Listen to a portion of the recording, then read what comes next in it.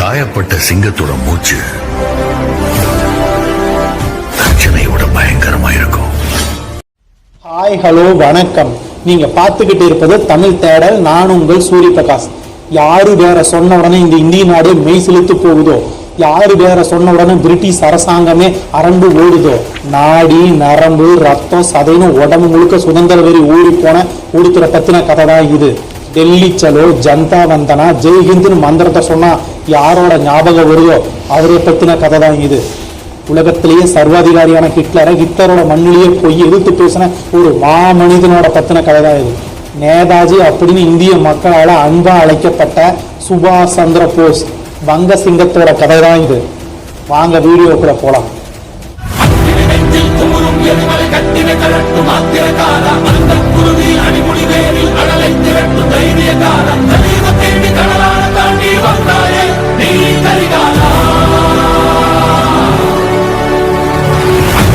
ஜானகிநாத் போஸ், பிரபாவதி போஸ் ரெண்டு பேத்துக்கும் 9வது குழந்தையா பிறகுறாரு சுபாஷ் சந்திர போஸ்.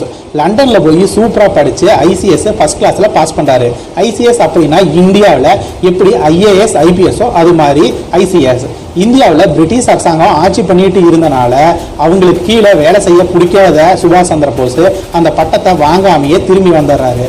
இங்க இந்தியா வந்த சுபாஷ் சந்திர போஸ் காங்கிரஸ் கட்சியோட கொள்கையால் ஈர்க்கப்பட்டு காங்கிரஸ் கட்சியில சேர்றாரு.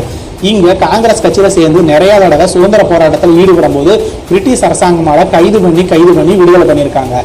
இப்படி போயிட்டு இருக்கல 1928 காந்திஜி தலைமையில ஒரு மாநாடு நடக்குது. அந்த மாநாட்டுல சுயாட்சிக்கு எதிராக காந்திஜி பேசுறாரு. அதனால சுபாஷ் சந்திர போஸுக்கு காந்திஜியோட கொள்கை பிடிக்கல. அதனால ரெண்டு பேருக்கும் உள்கட்சிக்குள்ளேயே சில மன வேறுபாடுகள் இருந்து வந்திருக்குது. சுதந்திர போராட்டத்துக்காக நிறைய நாடு போயிட்டு வர சுபாஷ் சந்திர போஸ் ஆஸ்திரியாவில் எமிலி அப்படிங்கிறவரை சந்திக்கிறாங்க. 1937 இவங்க ரெண்டு பேரும் திருமணம் பண்ணிக்கிறாங்க. 1942 அனிதா போஸ் அப்படிங்கிறவங்க குழந்தையா இவங்களுக்கு பிறக்கிறாங்க. இப்படி போயிட்டு இருக்கல 1938 சுபாஷ் சந்திர போஸை காங்கிரஸ் கட்சி தலைவராக தேர்ந்தெடுக்கிறாங்க. ஆனா இந்த தலைமை பொறுப்பு காந்திஜிக்கு சுத்தமா பிடிக்கல. அதனால மறுபடியும் 1939 காங்கிரஸ் தலைவர் பதவிக்கு சுபாஷ் சந்திர போஸ் போட்டியிடுறாரு. அந்த போட்டியில சுபாஷ் சந்திர போஸுக்கு ஆப்போசிட்டா காந்திஜி பட்டாபி சீதாராமையாவை நிறுத்துறாங்க. கடைசியில பயங்கர இழுபறிக்கு அப்புறமா சுபாஷ் சந்திர போஸே வெற்றி பெறாரு. ஆனா அவரோட வெற்றி காந்திஜிக்கு சுத்தமா பிடிக்கல. அதனால உண்ணாவிரதம் இருக்கிறாரு காந்திஜி. இதனால மனம் உடைஞ்சு போன சுபாஷ் சந்திர போஸ் அவரோட பதவியே ராஜினாமா பண்ணிட்டு நேருவை தலைவராக்கிட்டு அந்த கட்சியிலிருந்து விலகி புதுசா ஃபார்வர்ட் பிளாக் அப்படிங்கிற ஒரு கட்சியை உருவாக்குறாரு. சுதந்திர போராட்டத்துக்காக முழுக்க உருவாக்கப்பட்ட இந்த கட்சியை திரும்பவும் காங்கிரஸோட இணைச்சுக்கிறாரு. இந்த கட்சிக்கு அகில இந்திய தலைவரா சுபாஷ் சந்திர போஸும் தமிழின தலைவரா முத்துராமலிங்க தேவரும் இந்த கட்சியில இருக்கிறாங்க. அந்த டைம் தான் வேர்ல்டு வார் செகண்ட் ஆரம்பிச்ச டைம். அதனால இந்திய மக்கள்கிட்ட உதவி கேட்டிருந்தாங்க பிரிட்டிஷ் அரசாங்கம். ஆனா சுபாஷ் சந்திர போஸ் இந்திய மக்களை பிரிட்டிஷ் அரசுக்கு எதிராக தயார் பண்ணிட்டு இருந்தாரு. இதனால சுபாஷ் சந்திர போஸை கைது பண்ணி 1940 ஜெயிலில் போடுறாங்க பிரிட்டிஷ் அரசாங்கம். ஆனா போர் ஆரம்பிச்ச டைம்ல பிரிட்டிஷையும் பிரான்ஸையும் இத்தாலியும் ஜெர்மனியும் அடிச்சு நொறுக்கிட்டு இருந்தாங்க. இதனால போர்ல பின்னடைவா இருந்தது. இந்த சந்தர்ப்பத்தை சுபாஷ் சந்திர போஸ் பயன்படுத்திக்கிட்டு ஜெயில எங்களுக்கு நீங்க சுதந்திரம் கொடுத்தா உங்களுக்கு எந்த பிரச்சனையும் இல்லை அப்படிங்கிறாரு. ஆனா பிரிட்டிஷ் அரசாங்கம் சுதந்திரம் கொடுக்கறதுக்கு மறுக்குது. இதனால சுபாஷ் சந்திர போஸ் ஜெயிலே உண்ணாவிரதம் இருக்கிறாரு. ஆனா சுபாஷ் சந்திர போஸுக்கு ஜெயில ஏதாவது ஆயிடுச்சுன்னா நாட்டுல பெரிய கலவரம் வரும்னு சொல்லிட்டு வேற வழியே இல்லாம பிரிட்டிஷ் அரசாங்கம் சுபாஷ் சந்திர போஸை ரிலீஸ் பண்றாங்க. ஜெயிலிருந்து வந்த சுபாஷ் சந்திர போஸ் நம்ம இங்கேயே இருந்தோம்னா நம்மளுக்கு சுதந்திரம் கிடைக்காது, நம்ம எப்படியாவது ரஷ்யா தப்பிச்சு போய் அங்கிருந்து உதவி கேட்டு நம்ம சுதந்திரம் அடைஞ்சிடலாம் அப்படின்னு நினைச்சு சுபாஷ் சந்திர போஸ் மாறு வேஷத்துல 1941 ஜனவரி 15 அன்னைக்கு தப்பிக்கிறாரு. சுபாஷ் சந்திர போஸோட ஃப்ரெண்ட்ஸ் மூலியமா மாறு வேஷத்துல கார்ல தப்பிச்சு கொல்கத்தாவில் இருக்கக்கூடிய ரயில்வே ஸ்டேஷனுக்கு போறாரு. அங்கிருந்து ட்ரெயின்ல சாயாதீன் அப்படிங்கிற பேர்ல செகண்ட் கிளாஸ்ல ட்ரெயின்ல போறாரு.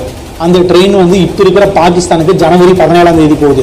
அப்ப பாகிஸ்தான் இந்தியாவோட சேர்ந்து இருந்தது. அந்த டைம்ல பாகிஸ்தான்ல போய் இறங்குறாரு. அங்க போய் 3 நாள் தங்குறாரு. 3 நாள் கழிச்சு திரும்பவும் ஆப்கானிஸ்தானுக்கு அங்கிருந்து லாரி மூலமாகவும் காட்டுலையும் மேட்லையும் மண்ணிலும் ஏறி ஒரு வழியா இந்திய எல்லையை கடந்து ஆப்கானிஸ்தான் எல்லையை தாண்டி போறாரு. அங்க இருக்கும்போது தான் ஒரு விஷயம் சுபாஷ் சந்திர போஸுக்கு தெரியுது. 2ஆம் உலக போர்ல ரஷ்யா பிரிட்டிஷுக்கு எதிராக இருந்தாலும் ஒரு கட்டத்துல ஜெர்மனிக்கு எதிராக மாற வேண்டிய சந்தர்ப்பம் ஏற்பட்டுச்சு. இதனால ரஷ்யாவிட்ட போய் உதவி கேட்டாலும் நமக்கு உதவி கிடைக்காதுன்னு முடிவு பண்ண இத்தாலி தூதரகத்துக்கு போன் பண்றாரு சுபாஷ் சந்திர போஸ். நான் யாரு, எங்கிருந்து வந்திருக்கேன், எதுக்காக கான்டாக்ட் பண்ணியிருக்கேன் அப்படின்னு எல்லா விஷயத்தையுமே சுபாஷ் சந்திர போஸ் இத்தாலி தூதரகத்துக்கு சொல்றாரு. இத்தாலி தூதரகத்துல எந்த முடிவும் வரல. இருந்தாலும் ஆப்கானிஸ்தான்லயே வெயிட் பண்றாரு சுபாஷ் சந்திர போஸ். ஒரு வழியா மார்ச் மாசம் வரைக்கும் ஆப்கானிஸ்தான்லயே வெயிட் பண்ணிட்டு இருந்த சுபாஷ் சந்திர போஸுக்கு இத்தாலி அரசுகிட்ட இருந்து தகவல் வந்தது. அங்கிருந்து 2 பேர் உங்களை கூட்டிட்டு வர்றாங்க, ஆனா நீங்க இத்தாலி வர வேண்டாம், நேர் ஜெர்மனி போயிடலாம் அப்படின்னு சொல்லிட்டு தகவல் வருது. அந்த அதிகாரிகள் மூலியமா ஜெர்மனியில் இருக்கிற பெர்லினுக்கு போறாரு.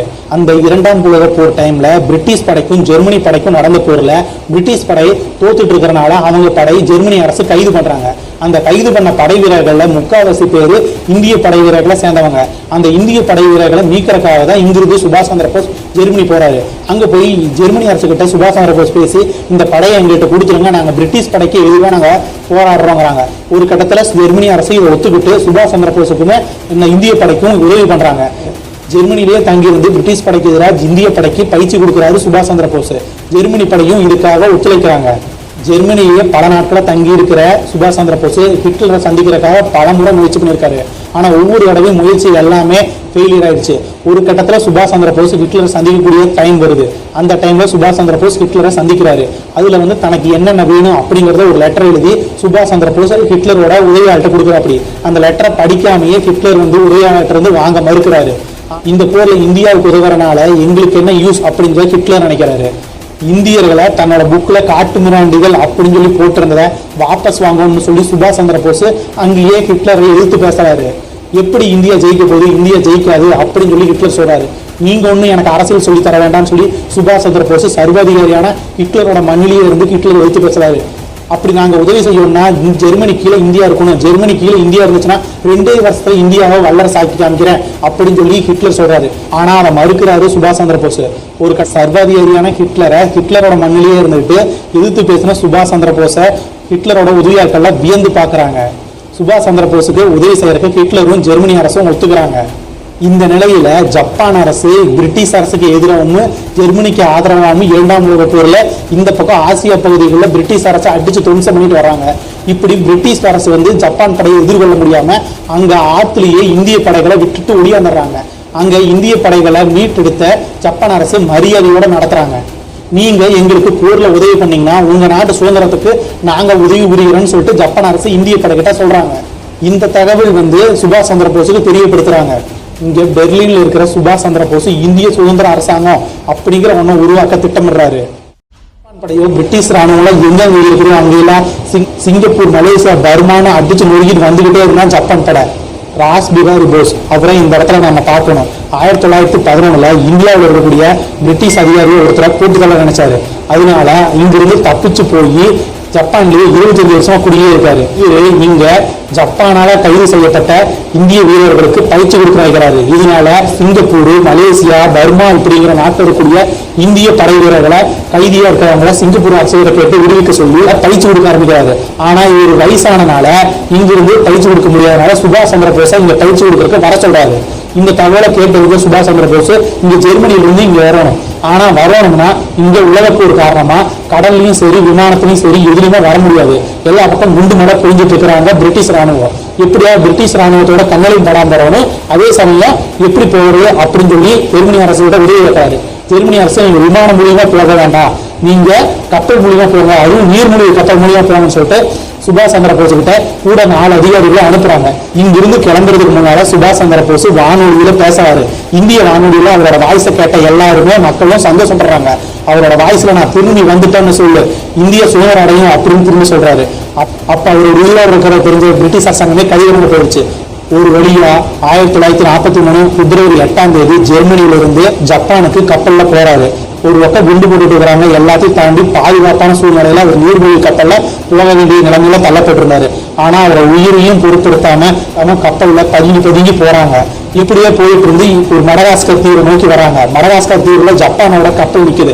ஜப்பானோட கப்பல்ல இந்த கப்பல்ல வந்த எல்லா அதிகாரிகளும் சுபாஷ் சந்திர போஸ் உட்பட எல்லாரும் ஜப்பான் கப்பலுக்கு மாறிட்டாங்க. அந்த கப்பல் திரும்பி போயிடுச்சு. அங்கிருந்து இந்தோனேசியாவை நோக்கி இந்த கப்பல்ல பத்திரமா வந்திறங்கிட்டாங்க. இப்படி இந்தோனேசியாவுக்கு மே 6ஆம் தேதி இந்த கப்பல் வந்திறங்குது. கிட்டத்தட்ட பிப்ரவரி 8ஆம் தேதியிலிருந்து மே 6ஆம் தேதி வரைக்கும் 3.5 மாசம் சுபாஷ் சந்திர போஸ் அவரோட உயிரை பணைய வச்சு நீர்மூழ்கி கப்பல் மூலியமாவே இங்க அடைஞ்சிருக்காரு.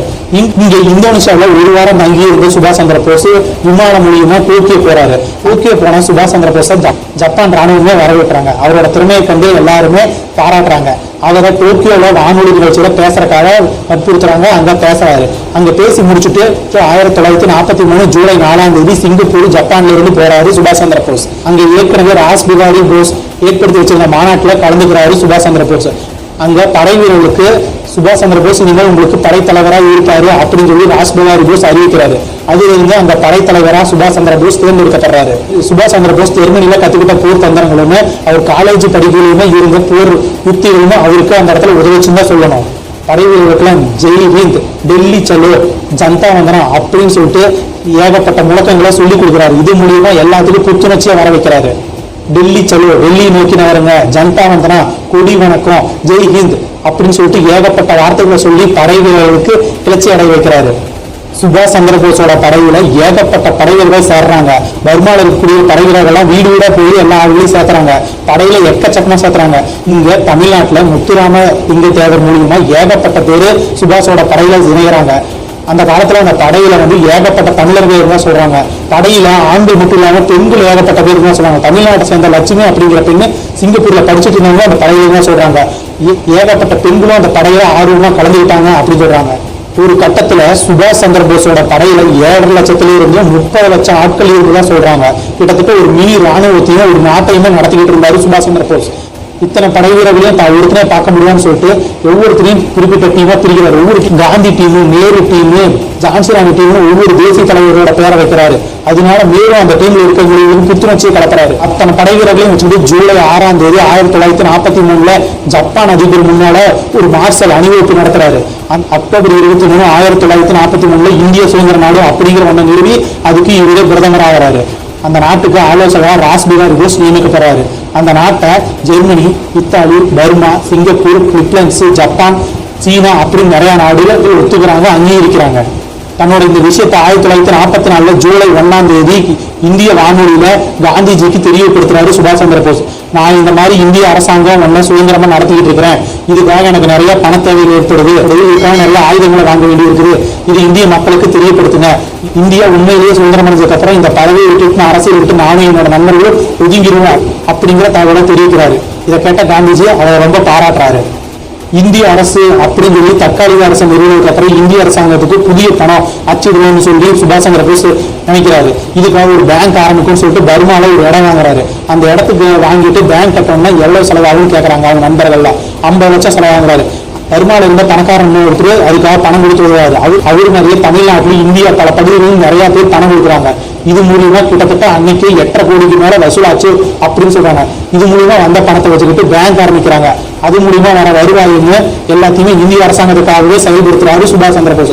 அவர் மேல இருந்த நட்பு வைப்புமே நேர்மையான குடும்பம் அவருக்கு மேலும் மேலும் செல்வாக்கு அதிகரிச்சிருந்த அந்த டைம்ல. இது மூலியமா வர வருமானத்துல படை வீரர்களுக்கு வேணுங்கிற ஆயுதத்தை வாங்கி குடிக்கிறார் சுபாஷ் சந்திர போஸ். ஒரு கட்டத்துல சுபாஷ் சந்திர போஸ் படையில தற்கொலை படையும் இருந்தது. அவங்க எப்படின்னாக்கா பிரிட்டிஷ் படை வரும்போது தன்னோட உயிரையை கொடுத்து பிரிட்டிஷ் படையை அழிக்க வல்லவங்களா இருந்தாங்க. பெண்கள் படையை போர்ல ஈடுபடுத்த வேண்டாம் அப்படின்னு சொல்லி நினைச்ச சுபாஷ் சந்திர போஸ் பெண்கள் படையை அமைதி வச்சிருந்தாரு. ஆனா பெண்கள் போர்ல ஈடுபடுறதுக்காக ஆர்வத்தை காட்டி சுபாஷ் சந்திர போஸ்க்கு ஒரு கடிதத்துல ரத்தம் மூலியமா எழுதி கொடுத்தாங்க. இதை படிச்ச சுபாஷ் சந்திர போஸ் உங்களுக்கு போர்ல தக்க சமயத்துல வாய்ப்பு கொடுக்குறேன்னு சொல்லி பெண்களோட ஆர்வத்தை பாராட்டி இருக்காரு சுபாஷ் சந்திர போஸ். இந்தியாவோட சுதந்திர பிறகு இந்தியாவில் இருக்கிற மணிப்பூர் தன்னோட முதல் போரை மார்ச் 3 1944 ஸ்டார்ட் பண்றாங்க. பிரிட்டிஷ் படையை ஓட அடிச்சு விரட்டுறாங்க. இதே மாதிரி தமிழ் பெண் ஜான்சி ராணி தலைமையில் இருந்த படை பர்மா பகுதியில் இருக்கக்கூடிய பிரிட்டிஷ்காரங்களை அடிச்சு ஓட விடுறாங்க. ஜப்பான் படையும் கூட இருந்தனால இந்திய படை முன்னேறி போயிட்டே இருந்தது. இந்திய படையோட நோக்கம் என்னவா இருந்ததுனாக்கா மணிப்பூரை ஃபர்ஸ்ட் கைப்பற்றிட்டு மணிப்பூர்ல இருக்கிற விஷ்ணுபுரை கைப்பற்றி அங்கிருந்து டெல்லியை நோக்கி போய் டெல்லியில நம்ம நாட்டோட கொடியை பறக்க வைக்கணும் அப்படிங்கறதான் சுபாஷ் சந்திர போஸோட உயிர் மூச்சாவே இருந்தது. ஆனா அந்த டைம்ல தான் இக்கட்டான சூழ்நிலை ஏற்பட்டுச்சு அப்படின்னு சொல்லணும். ஏன்னா அது வரைக்கும் 2ஆம் உலகப் போர்ல குதிக்காத அமெரிக்கா, ஜப்பான் அமெரிக்காவோட துறைமுகமான பேர்ல் ஹார்பரை அடிச்சு நொறுக்குவாங்க. அது வரைக்கும் அமெரிக்காவில் இருந்த அமெரிக்கா 2ஆம் உலகப் போர்ல ஜப்பானுக்கு எதிராக பிரிட்டிஷ்க்கு ஆதரவாக குதிக்கிறாங்க. அந்த டைம்ல ஜப்பான்ல இருக்கக்கூடிய ஹிரோஷிமா நாகசாகி மேல அமெரிக்கா 2 அணுகுண்டு போடுறாங்க. அதுல கிட்டத்தட்ட லட்சக்கணக்கான பேர் சாகுறாங்க. இதை எதிர்பார்க்காத ஜப்பான் இந்திய படைக்கு உதவ மறுத்து தர்ம சங்கடமான சூழ்நிலையில படையை பின்னோக்கி போக ஆரம்பிச்சிருச்சு. இந்த சந்தர்ப்பத்தை பயன்படுத்திக்கிட்ட பிரிட்டிஷ் அரசு இந்திய படையை கைது பண்ணிட்டாங்க. இந்த நிலையில சிங்கப்பூர்ல இருக்கக்கூடிய சுபாஷ் சந்திர போஸ் இந்திய மக்களுக்கு வானொலியில பேசுறாரு. ஜப்பான் அமெரிக்காவோட சரணடைஞ்சாலும் இந்தியா நிச்சயமா போர்ல வெறும் டெல்லியில கோட்டையில கொடி பறக்குன்னு சொல்லி சவால் விடுறாரு. 1945 ஆகஸ்ட் 10 ஜப்பான் அமெரிக்காட்ட சரணடைகிறாங்க. சரி, இந்த பக்கம் ஜெர்மனிக்கு போய் கேட்கலாம்னா ஒரு சைடு ஜெர்மனிய பிரிட்டிஷும் அமெரிக்காவும் ரஷ்யாவும் போட்டு தாக்குது. ஹிட்லர் அங்க தற்கொலை பண்ணிட்டு இறந்துடுறாரு.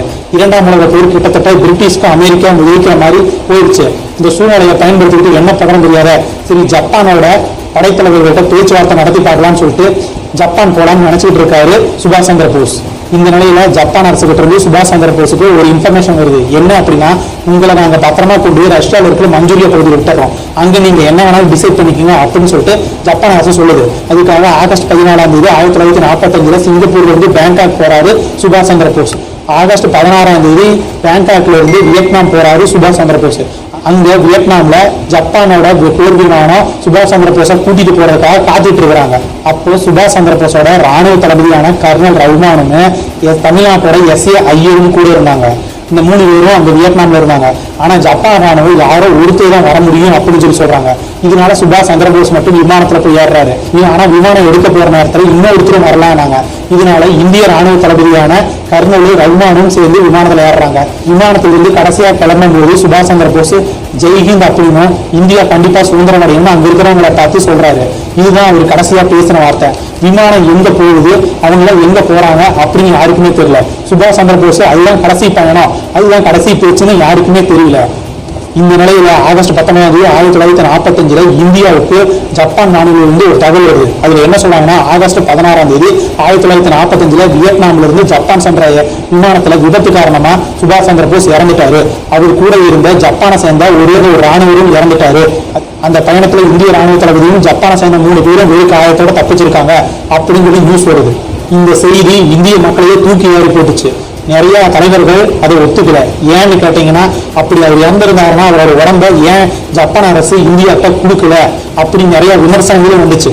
இதனால எல்லா தலைவர்களுமே அவரு உயிரோடு இருப்பதா சொன்னாங்க. 1949 ராமநாதபுரத்தில் நடந்த ஒரு மாநாட்டு கூட்டத்துல முத்துராமலிங்க தேவர் சுபாஷ் சந்திர போஸ் என்னோட தொடர்புலயே இருக்கிறாரு, டைரக்டா பேசிட்டு இருக்காரு, அவர் உயிரோட தான் இருக்காரு, தக்க சமயத்துல வருவாரு அப்படின்னு சொல்லிட்டு அறிவிக்கிறாரு. மக்களுக்கு உறுதியா சொல்றாரு. இந்த நேரத்துல மத்திய அரசு கிட்ட இந்திய மக்கள் சார்பாகவும் சுபாஷோட குடும்ப சார்பாகவும் நிறைய பேரும் மனு கொடுத்துட்டே இருக்கிறாங்க. சுபாஷோட மரணத்தில் இருக்கக்கூடிய சந்தேகங்கள் நீங்கன்னு. இதை எடுத்து 1956 மத்திய அரசு அதுக்கு விசாரணை குழுவை நியமிக்கிறாங்க. ஆனா அந்த விசாரணை மூலியமா சுபாஷ் இறந்துட்டாருன்னு சொன்னாலும் அவரோட இறப்புல இன்னைக்கு வரைக்கும் மறுமொழி இருந்துட்டாவே இருக்கும். அவரோட இறப்புல சந்தேகம் இருக்கலாம், ஆனா அவரோட போராட்ட குணமும் தியாகம்னு சொல்ல வார்த்தையே இல்லை. சுதந்திர போராட்டத்துக்காக தன்னை தானே அர்ப்பணித்துக் கொண்ட ஒரு மனிதன் தான் சுபாஷ் சந்திர போஸ். இந்திய மக்களோட மனசுல எப்பவுமே இருப்பாரு அப்படிங்கறத உண்மை. இந்த வீடியோ உங்களுக்கு பிடிச்சிருந்தா லைக் பண்ணுங்க, கமெண்ட் பண்ணுங்க, மறக்காம தமிழ் சேனலை சப்ஸ்கிரைப் பண்ணுங்க.